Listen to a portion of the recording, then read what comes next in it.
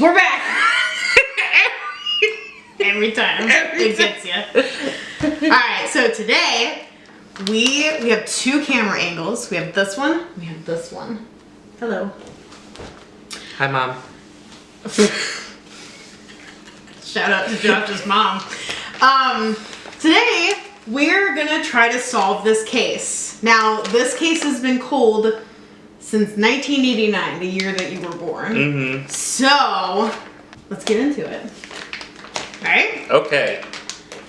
I got my detective's notebook. We'll never know how he was murdered. It's gonna stay a cold case. Because Anna can't open a bag. Hello? Murder. Stop. Alright. So, Unsolved Case Files. Oh! Okay, instructions. Is a game that lets you solve a fictional crime using the evidence and documentation from the cold case file. Case number, blah, blah, blah. Objective number 1, prove Candy did not kill Buddy. Okay. Candy.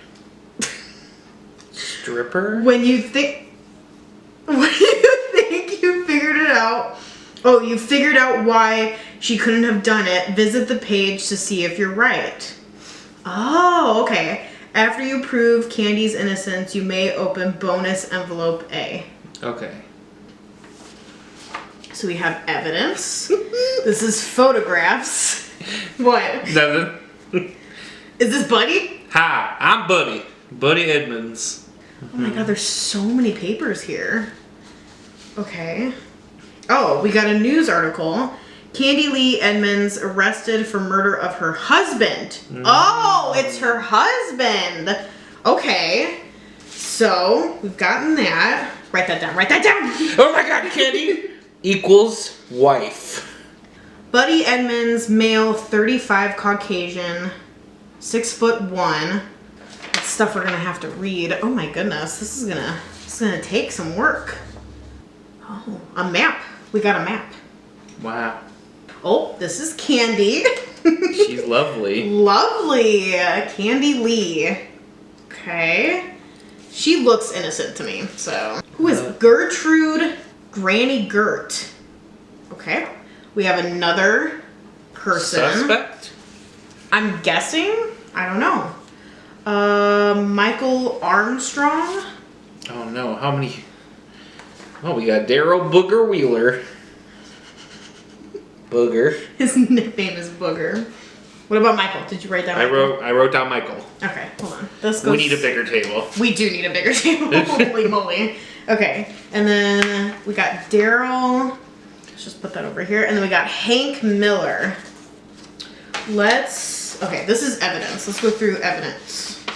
There's photos. Oh, okay. Do you want to know how he died? Yeah, we're gonna get to that. Hold on. Okay. That's that paper over there. Yeah. Okay. So, oh, what is that? Oh, a magnifying glass to look at the photos. Oh, okay. So we got photos. Okay, before we look at the photos, let's look at, goes with this. Mm-hmm.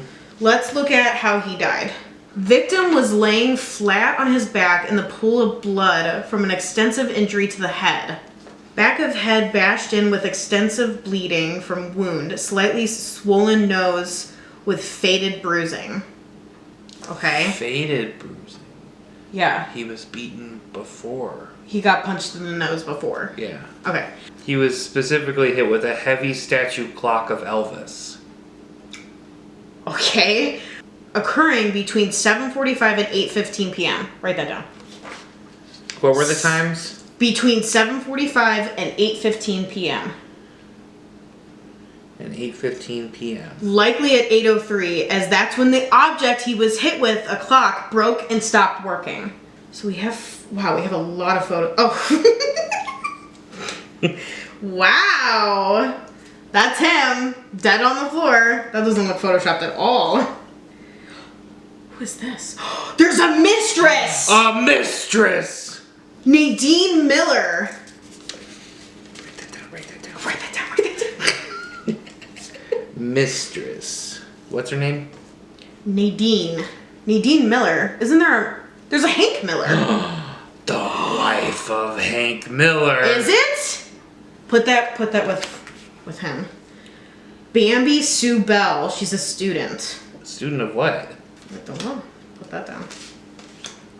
Okay, this is Mimi Baldwin, retired. Thank you for letting us know. Maybe retired. Lenora Van Giles, neighbor.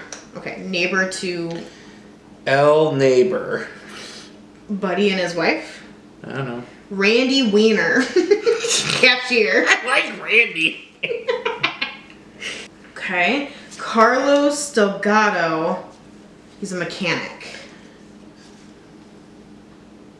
Oh, okay. So Candy and Bambi are friends with the student because there's a picture of them hanging out together.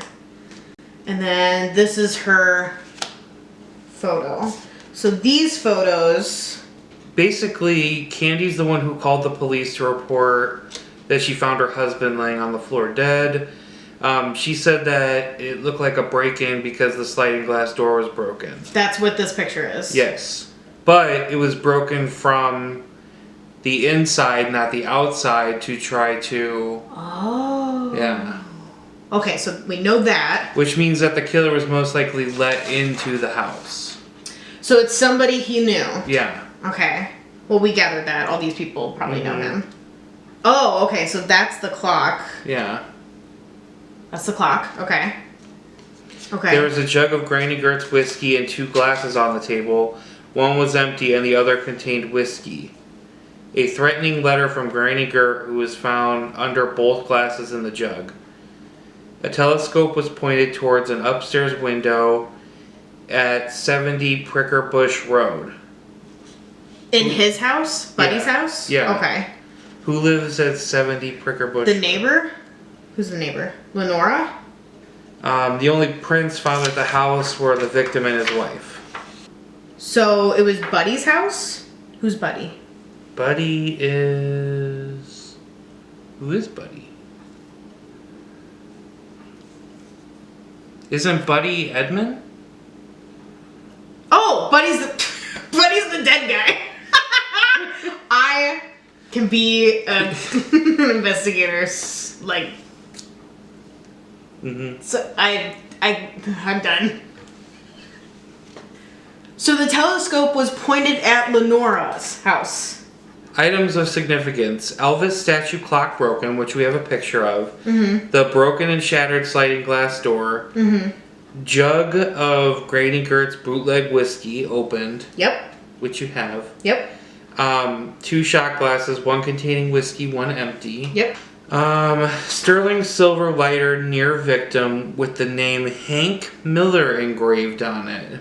Hank Miller is the mistress's husband. Yes. Are we just saying that? We don't know if that's Hank's wife. It could be a sister and brother. Okay, well let me see Hank's file. So this is Hank. Nadine, the mistress, lives in an apartment behind Buddy's house. Oh, so they're not... They might be related somehow. They're separated. Oh, so they used to be Yeah, he's still living together. at the house. She's living at an apartment. Okay, so Nadine moved out of Hank's house and moved behind Buddy. A threatening letter from Granny Gert was found at the scene. There were 5 suspects in the case. Okay, so there was Candy. Wife had a rocky relationship with him, lied about her alibi.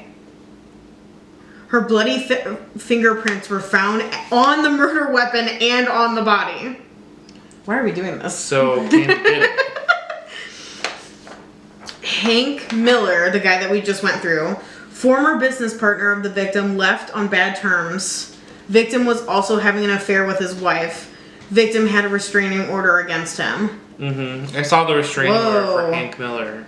Okay, so Gertrude cheated out of money by the victim, who also sold her a junk car. Threatening note from her found at the crime scene along with a bottle of her bootleg whiskey. So that's her whiskey. Right.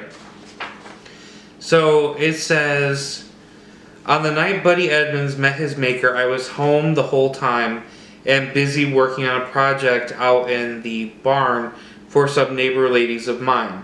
It was just me, the hags, the chicken, and my 7 cats until Mimi came just before 8 p.m. So who is Mimi? Don't we have a picture of Mimi? Okay, so Mimi is her friend. Oh, okay. And then So this is Mimi. Yeah. And then we hashed over the town gossip for a while. You can even ask her name's Mimi Baldwin. We've known each other since we were kids. Buddy Edmunds had it coming. Dun dun. Dun dun dun. So the next one is Michael Armstrong. Michael Armstrong, neighbor pulled gun on victim, had several heated disputes with the victim, and the victim's dog recently mauled his dog.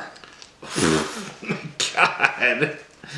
Buddy, I think I know why you died. Buddy, you were an asshole. You were a jerk. Late yesterday, I spent a considerable amount of time working in my yard, focusing on my extensive garden of award-winning rose bushes. Right before I decided to call it quits, I noticed Daryl Wheeler's van pulling in next door at Buddy's.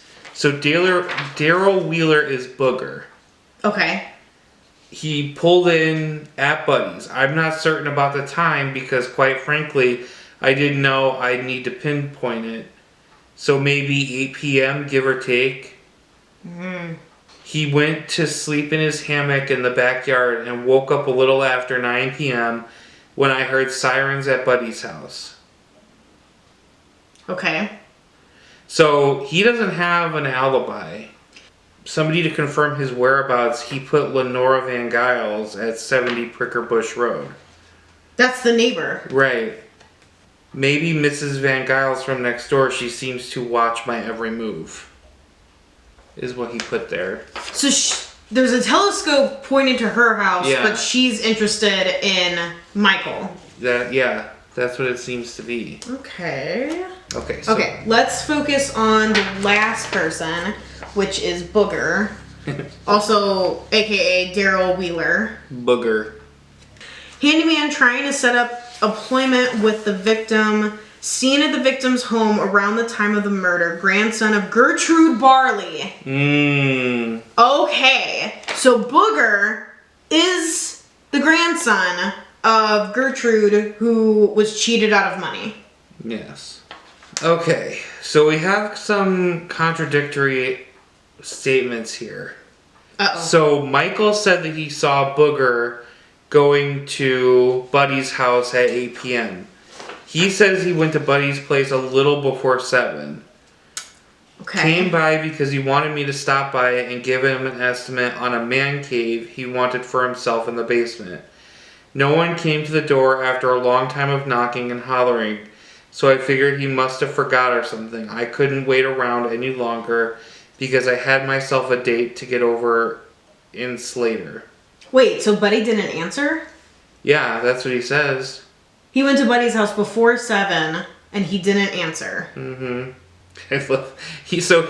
Each of them fills out information on here. Mm-hmm. He put, do you own a firearm? Sure do.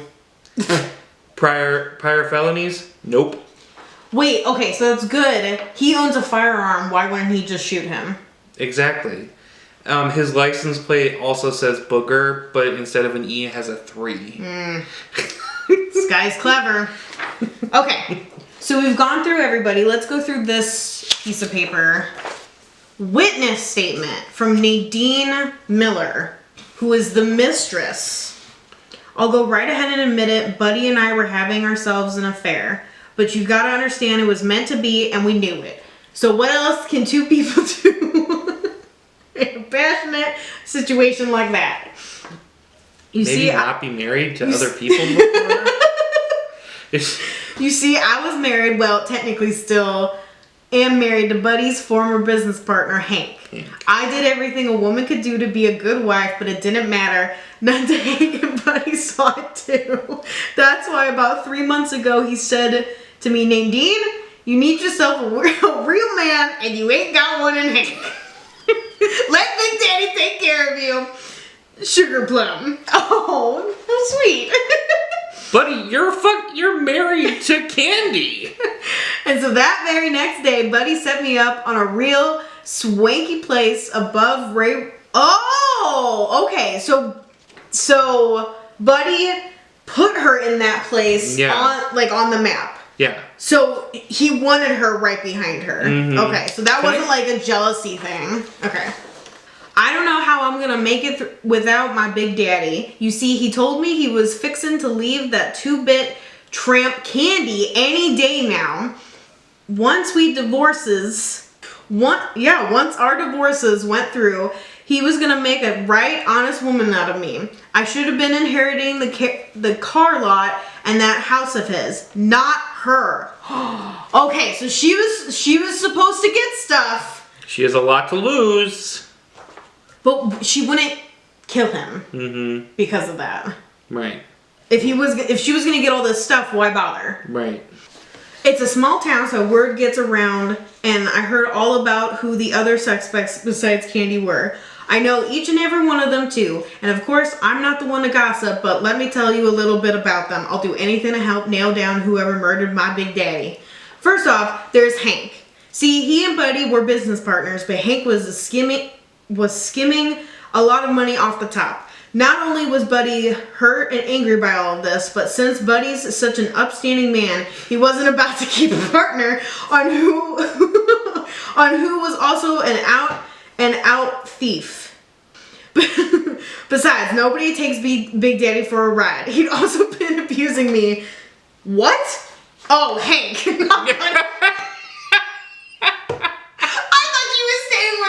Even though he was abusing her. Okay.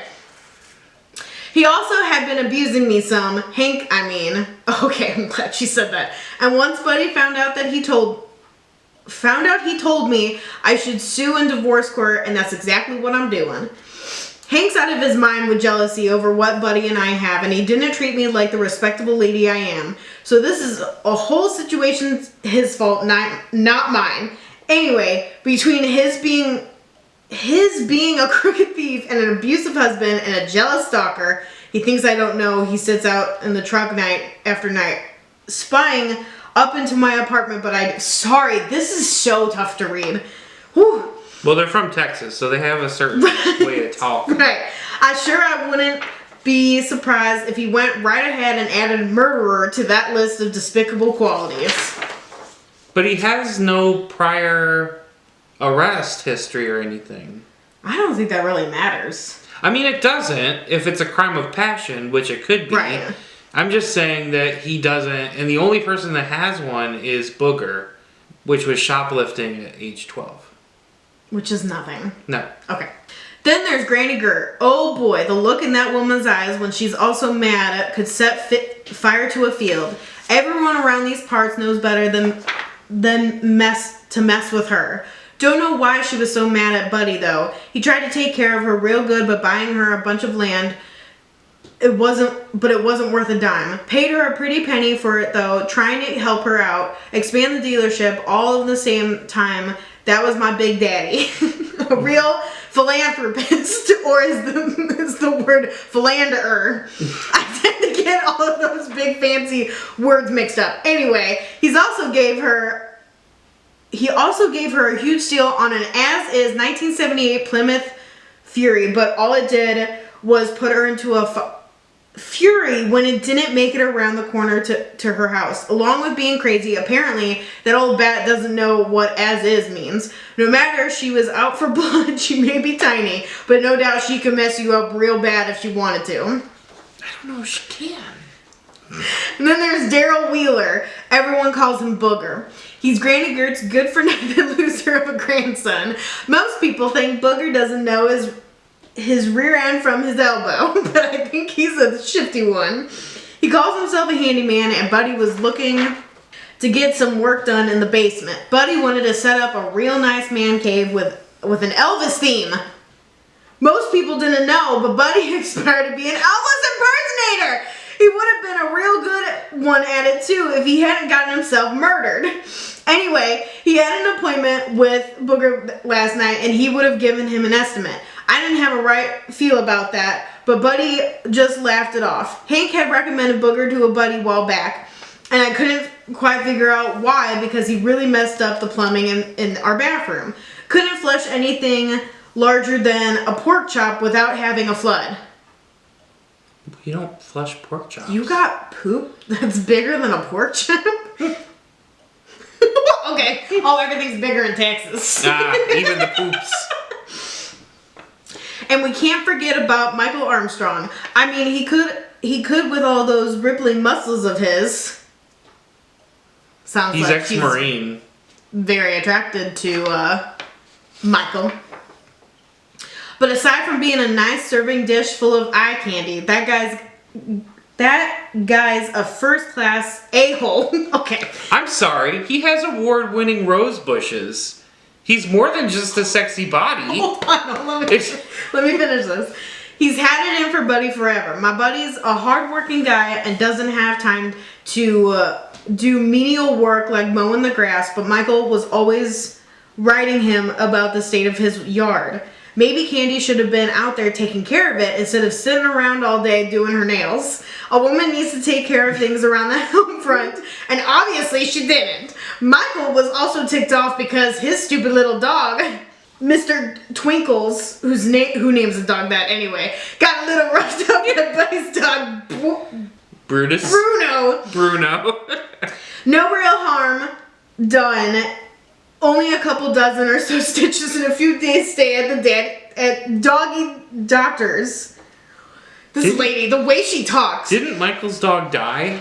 I don't know. Don't know what the big deal was all about. Maybe he needed to keep better treat of that pathetic excuse of a hairball instead of blaming Buddy for that as well. I didn't have a good feeling about Michael because he really hated the ground Buddy walked on. That's pretty much it, and the grief's welling up so big inside my heart that I just can't think straight. Please find out who did this to Big Daddy and make sure they get the chair. Hey. Okay. So Candy. Let's see what we got to say about her. Okay, let's see. She also owns a firearm. Oh, they're all in Texas. Right. On the night my husband got himself murdered, I had gone to my regular Monday evening class at Daring Dolly's School of Beauty.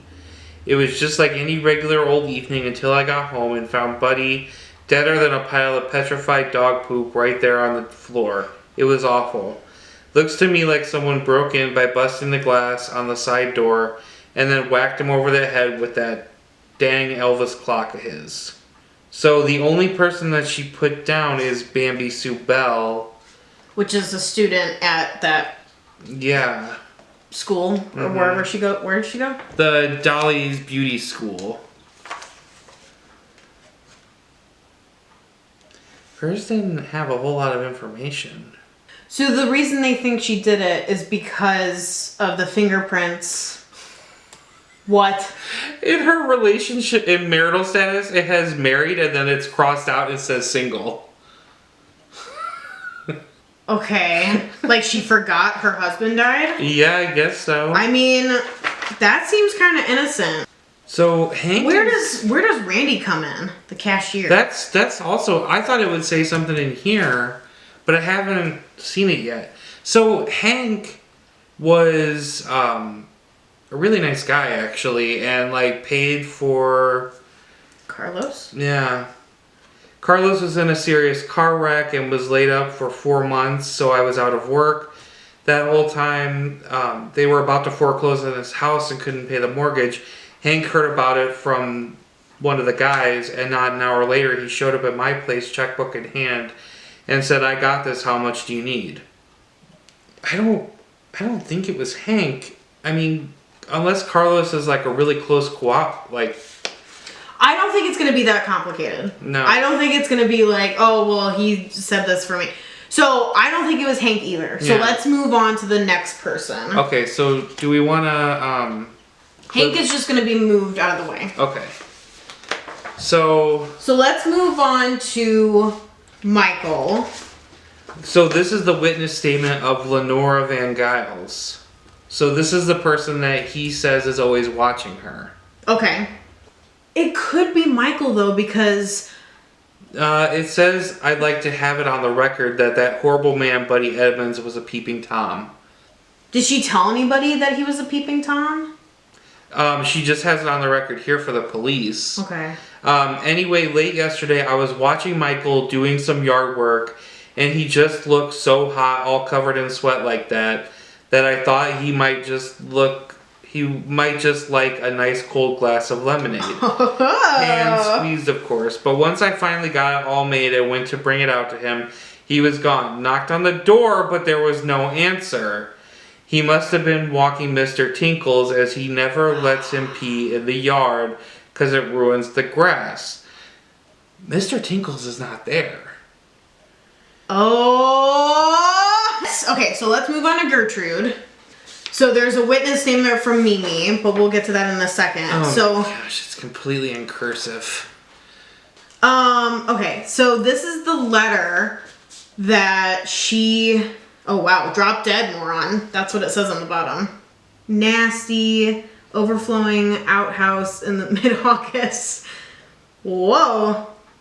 Okay, so basically she's threatening him. I've never met such a vile, low-life, conniving weasel in my entire life.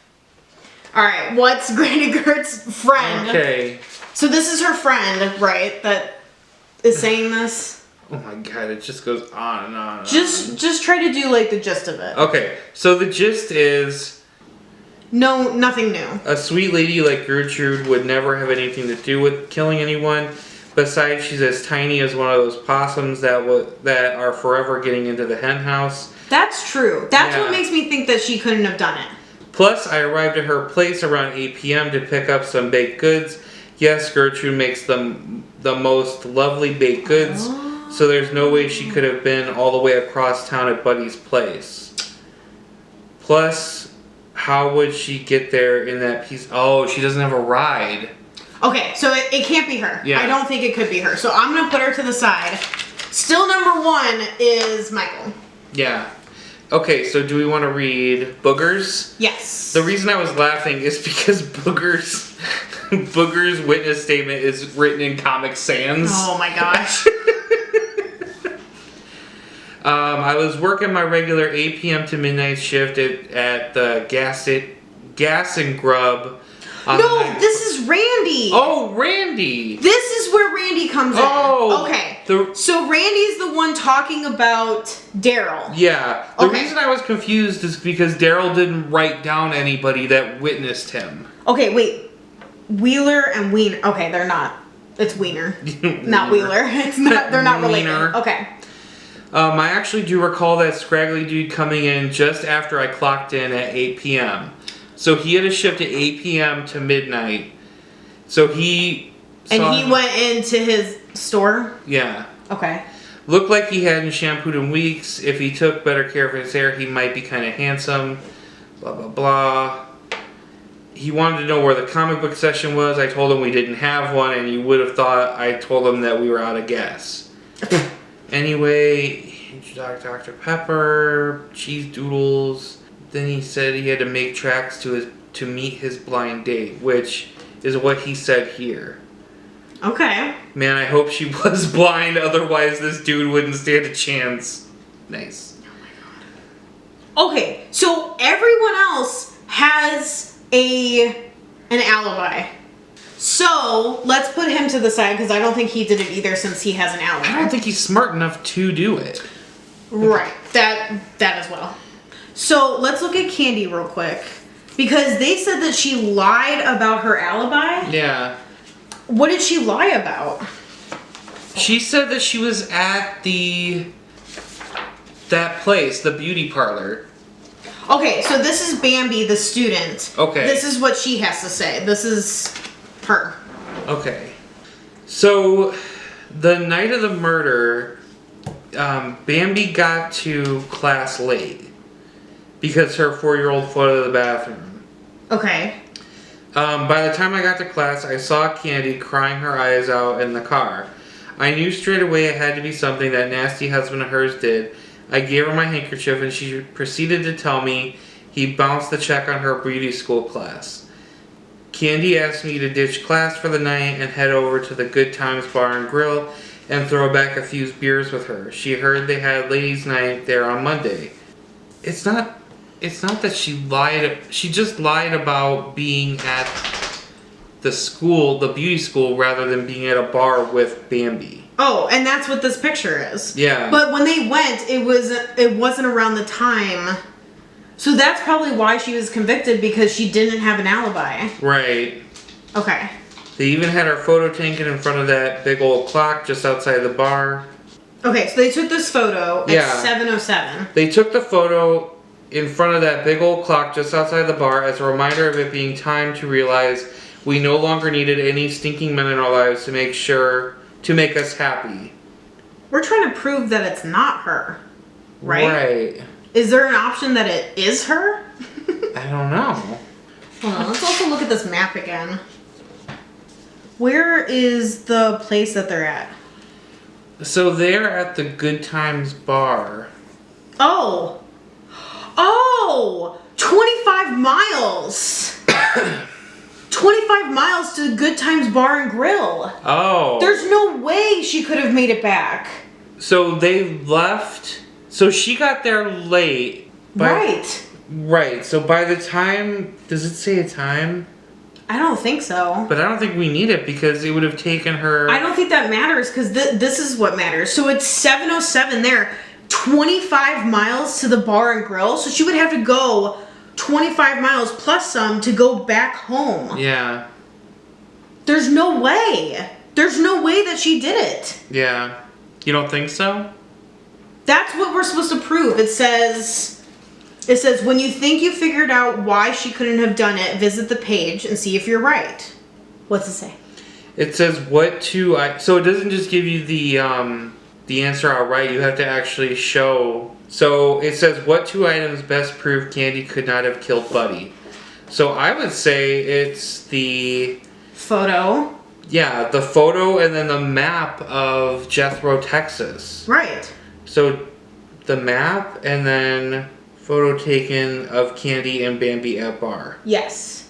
What? Sorry, those are not the 2 documents needed to free Candy. Oh no! You got one of them right. Stick with it. You're close, and Candy's been locked up for a long time. Oh no!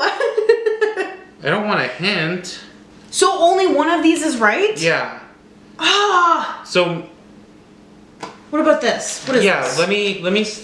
Here, you can scan it. Okay.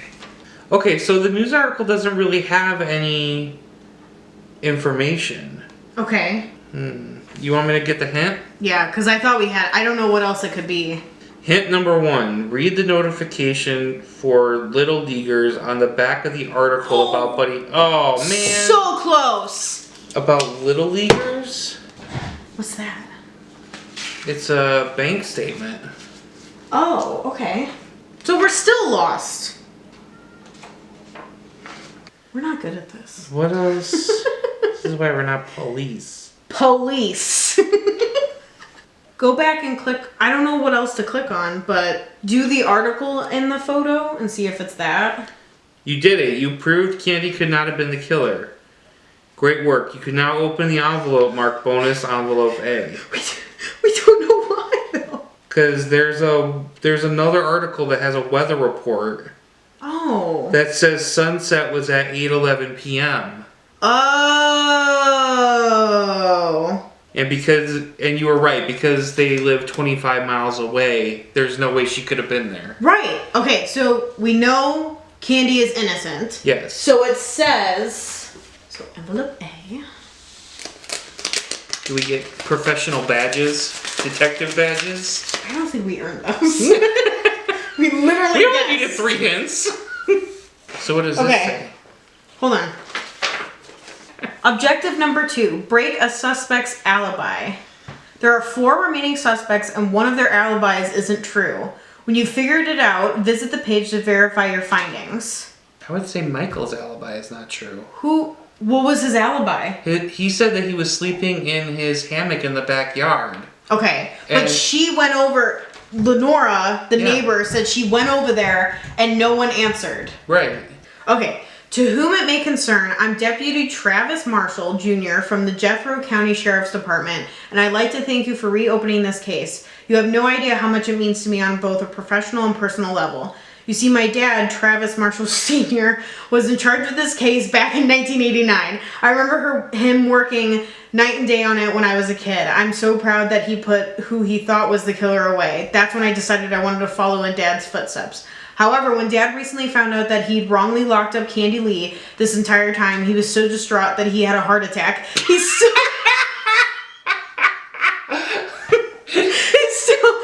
in the hospital and quite frankly isn't doing so well. But Dad takes everything to heart, and I firmly believe that catching the real crook He took this to heart for sure. really help him to recover. I haven't had a chance to discuss the details with him yet, but I know Dad would be very impressed to hear you were able to release Candy based on the photograph of her and the Prosper at sunset. I called up the Prosper Town Hall earlier today, and they confirmed that Earl, who still works for the town, is notorious for going days, sometimes even weeks, without resetting those darn town clocks after daylight savings time. Damn it, Earl. Anyway, please keep Dad in your prayers and try as hard as you can to find the real killer for him. I know it will help him find peace and recover his health. There are 4 other suspects in the case, but they all had solid alibis. I think we need to break one of the suspects' alibis to have any chance of solving this case. Thanks so much for your help. I really need it right now, but I'm doing everything I can to take care of my dad. I'm afraid what will happen if we can't solve it. Okay, well, try to go to this and see if it is Michael. It's gotta be the witness statement of Lenora. See if we're right. Oh, we have to select 2 things. So then what? Michael's, what's the blue form called? Person of interest form. Okay. Michael Armstrong, person of interest. Sorry, neither of those are the 2 documents we're looking for. Oh, no! Do we want a hint? Michael's innocent. Son of a... I don't know who it is then. He didn't come to the door because he was sleeping. Oh. Oh! We suck at this. Do we want a hint? Yes, because I have no idea who it is. Check out all the ads on the back of the article about Candy being released from prison. Emergency plumbing. Texas Grand Theater celebrating 50 years gas and grub. We are so bad at this. We're really bad. We've been doing this for 2 hours. I hope you know that. It's been 2 hours. Has it really? Yes. We have one more hint? Yeah. Okay. What? Oh. Because I don't know. I'm lost. Okay. I think it might have been Booger. Yeah? Because Slater, New Mexico is it's in New Mexico, which is Rocky Mountain time. So if it's 5 p.m. in Jethro, it's 4 p.m. in New Mexico. Okay. And Randy said he saw Booger at 8 p.m. there. So it was 7 p.m. Oh! Just put my little detective hat on. So it might have been Booger. Oh my gosh. So what do we need to prove that it was Booger? His Randy's testimony? What is it called? Witness statement. Witness statement. So check mark that off, and then the article, right? Yeah. So then witness statement Randy, and then newspaper article. So it's this one? Yeah, the one from envelope A. Okay, let's see. No. They're not the 2 documents you're looking for to break one of the... Maybe it's this one? You want me to try that? Can I see the receipt for... Oh, is that what we need? Yeah. Yeah. You got it? Okay. You proved Daryl was not an hour away at the time of the murder. Great work. You can now so it was the receipt and the article of her being released. Okay. Okay, now it says envelope B. Yep.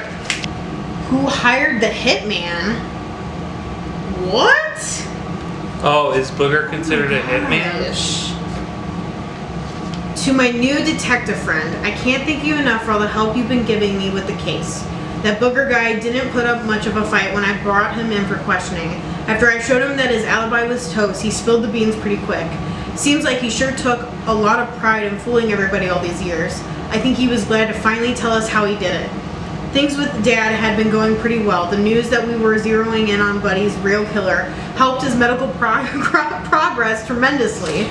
He was walking around the halls of the hospital and the doctors were talking about releasing him back to home to Mom. You wouldn't believe the pride on his face when I told him I'd gotten a confession out of that Daryl character. He made me read it out loud in the hospital room right in front of his mom, his cardiologist, and my son, T3. Trevor the Third? It's Travis. Travis the Third? Yeah. I hesitated because I didn't want him to get all riled up, but he insisted, and you don't go against Dad or he'll only get more upset. Unfortunately, when I got to the part at the end where Daryl calls him a big old deputy dummy, he clutched his chest and had himself another doggone heart attack. I guess finding out he was duped by the likes of Booger was too much. They've got him back in the ICU and it's really tough and touch and go right now. Hate seeing him like this. My hands are really tied here because I need to stay with Dad, but we also need to nail down who paid Daryl Wheeler to kill Buddy Edmunds. I truly feel like Dad's life depends on us closing this case. If I could just tell him we found the mastermind behind the murder, I know he'd recover, but time is of the essence. Please do everything you can and hurry. Thank you, Travis. It wasn't like I hated the guy or anything, it was just business. Got a call from somebody who wanted him dead in the worst way. He took money for the exchange. Couldn't tell if the caller was male or female. Using an electronic voice changer. Okay. He paid them $5,000 ahead of time. Then 10 times that amount once Buddy was belly up.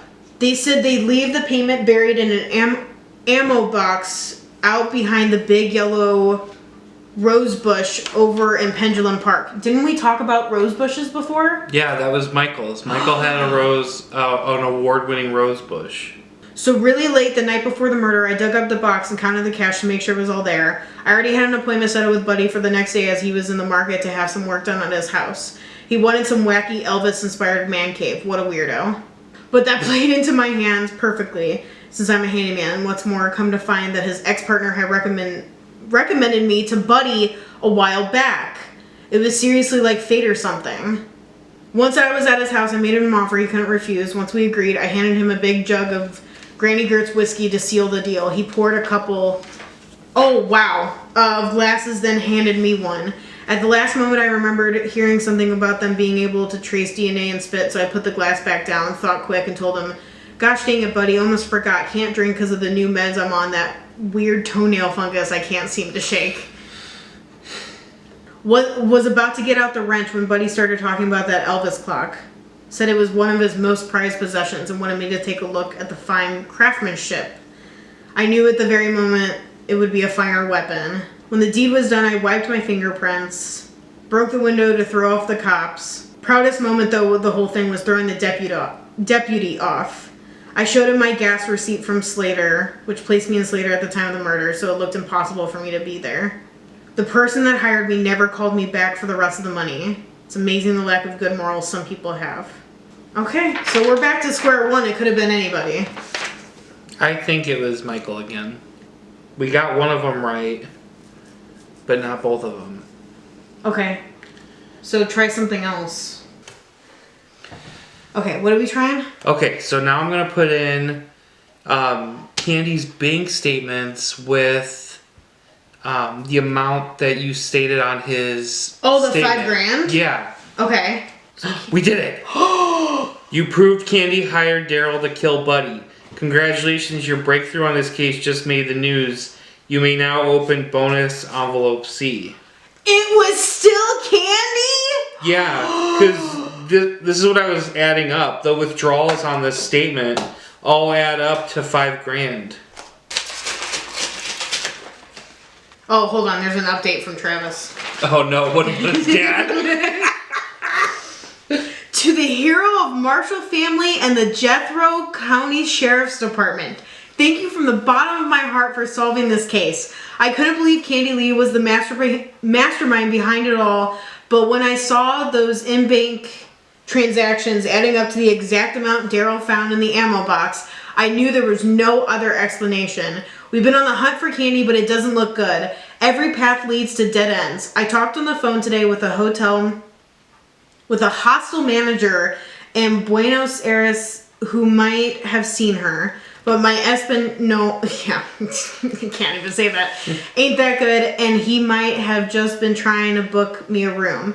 Anyways, seems like she's done a lot of time already from what I can tell that Buddy Edmunds might have had it coming. Texas justice, as they like to say. I've been closing correspondence we received from Candy. I think we're going to close the case. Good news about Dad, though. He was in and out of it for a while, but during one of his more lucid moments yesterday, I told him your findings. I'm telling you, as soon as he heard Candy Lee hired the hitman, he stood right up out of that hospital bed. The hospital staff said it was nothing short of a miracle and released him this morning. I knew that if the real killer was found, Dad would come around. No doubt. Knowing he didn't put an innocent woman behind bars was all he needed to make a full recovery. I enclosed a picture of him and T3 that I just took this morning when Dad got home. Thanks, Travis. P.S. Have you ever thought about a career in law enforcement? I think you should. I don't think so, but okay. So that's T3 and his dad. And then what's this? I guess we gotta read this. A postcard? Here. To all you people trying to track me down, I suggest you find some other way to amuse yourselves because you ain't ever gonna find me.